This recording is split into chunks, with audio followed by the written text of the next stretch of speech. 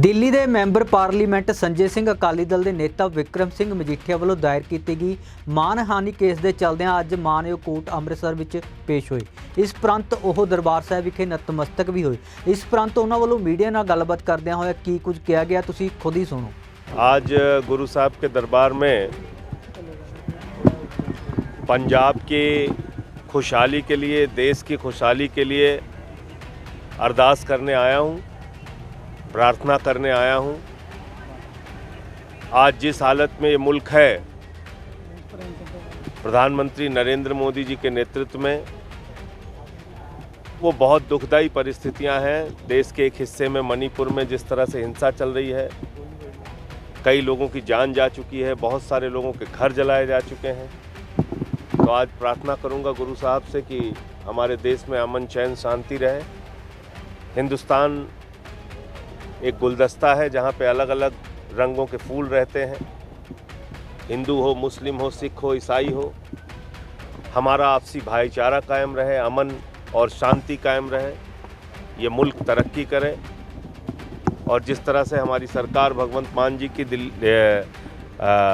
आम आदमी पार्टी की, और दिल्ली में केजरीवाल जी की, पंजाब में मान साहब की, ये दोनों सरकारें जिस तरह से काम कर रही हैं, ये दोनों सरकारें जनता की भलाई के लिए लगातार काम करती रहें, ऐसी मैं प्रार्थना करूंगा, अरदास करूंगा।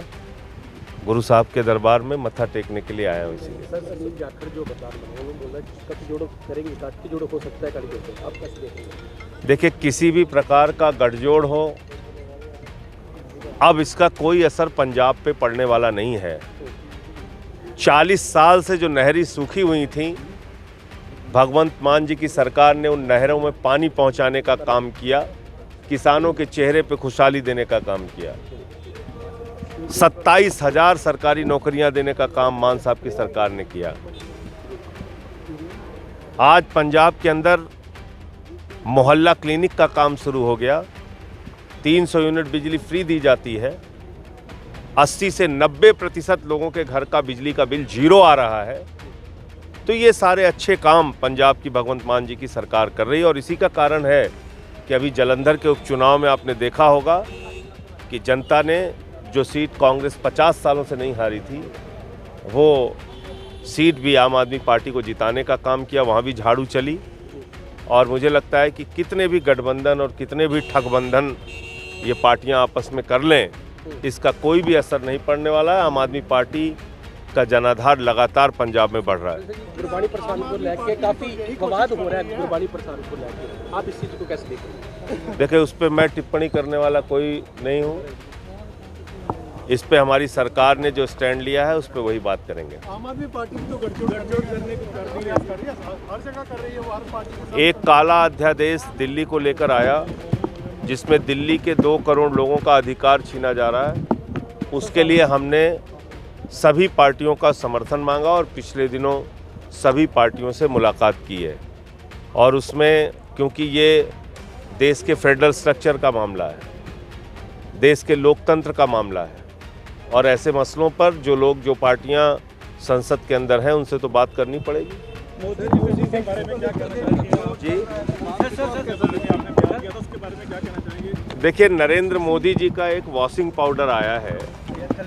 आप हत्या करिए, लूट करिए, डकैती करिए, भ्रष्टाचार करिए, सारे पाप आपके धुलने का काम मोदी वॉशिंग पाउडर करता है।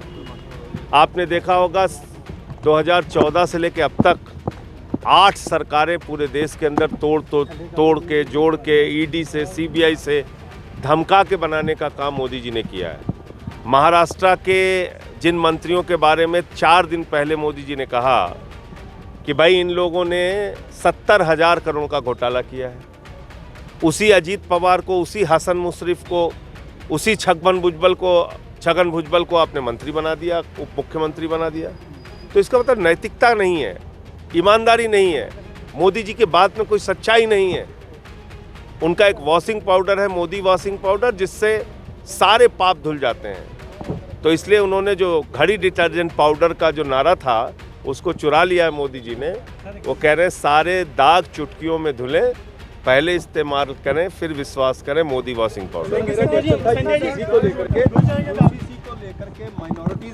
कुछ शंके हैं, कैसे आप देखते हैं? पंजाब के मुख्यमंत्री ने यूसीसी पे आम आदमी पार्टी की स्थिति बिल्कुल स्पष्ट की है और मैं फिर दोहरा देना चाहता हूँ, इस देश के अंदर विभिन्न धर्म संप्रदाय के लोग रहते हैं, उनसे बगैर बातचीत किए, उनकी बगैर सहमति के कोई कानून नहीं बनना चाहिए। ये आम आदमी पार्टी का बहुत स्पष्ट स्टैंड है।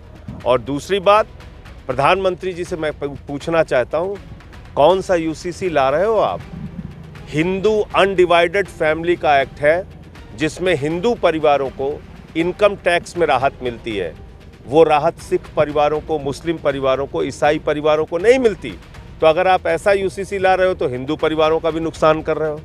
इस देश के अंदर सिख धर्म के लोगों के लिए आनंद मैरिज एक्ट है, जिसमें अपने रीति रिवाज के मुताबिक, अपने धर्म के मुताबिक शादी विवाह का अधिकार सिख समुदाय के लोगों को है। आप कौन सा यूसीसी लाना चाहते हो, आनंद मैरिज एक्ट के साथ क्या करना चाहते हो, ये देश जानना चाहता है। इस देश में जैन मुनियों के लिए, जैन धर्म के लोगों के लिए उनको अल्पसंख्यक का दर्जा मिला है, बौद्धिस्टों को अल्पसंख्यक का दर्जा मिला है। और सबसे बड़ी बात, जो एक एक सिख, एक एक हिंदू, एक एक मुसलमान और ईसाई को उठानी चाहिए, इस देश के करोड़ों करोड़ आदिवासियों के अधिकार का क्या होगा? इस देश के करोड़ों आदिवासियों के जमीन के अधिकार का क्या होगा? 371 के तहत नॉर्थ ईस्ट के जिन 5 राज्यों को अधिकार मिला है, उनके अधिकारों का क्या होगा? तो यूसीसी आपको 9 साल तक याद नहीं आई? आपकी सरकार भांग खा के सो रही थी 9 साल तक। अभी अचानक जब 10 महीने सरकार के रह गए तो टमाटर पे जवाब ना देना पड़े, लहसुन पे जवाब ना देना पड़े, अदरक पे जवाब ना देना पड़े, पेट्रोल डीजल पे जवाब ना देना पड़े, गैस के सिलेंडर पे जवाब ना देना पड़े, आपको यूसीसी याद आ रहा है? बेरोजगारी याद नहीं आ रही है? किसान को उसके फसल का दाम 2 गुना करना याद नहीं आ रहा है? तो इसलिए ये यूसीसी असली मुद्दों से ध्यान भटकाने का मुद्दा है। हमारी पार्टी का बहुत साफ स्टैंड है, सबसे बात करो, सभी समुदायों को साथ लाओ, तब यूसीसी की बात करो। आदिमानव की बात की, बाथरूम बुलाते हुए कि वीडियो सामने आई है आदिमानव को, कैसे देखते हैं कि पंजाब में लगता है या देश में लगता है कि जो लॉ एंड ऑर्डर खत्म होगा? देखिए, इस बात को आप लोगों को समझना चाहिए, मैं बार बार कह रहा हूं, आदिवासियों से, दलितों से, पिछड़ों से, समाज के वंचित तबके से भारतीय जनता पार्टी नफरत करती है। और ये बात एक नहीं 1000 बार मैं बोल चुका हूं।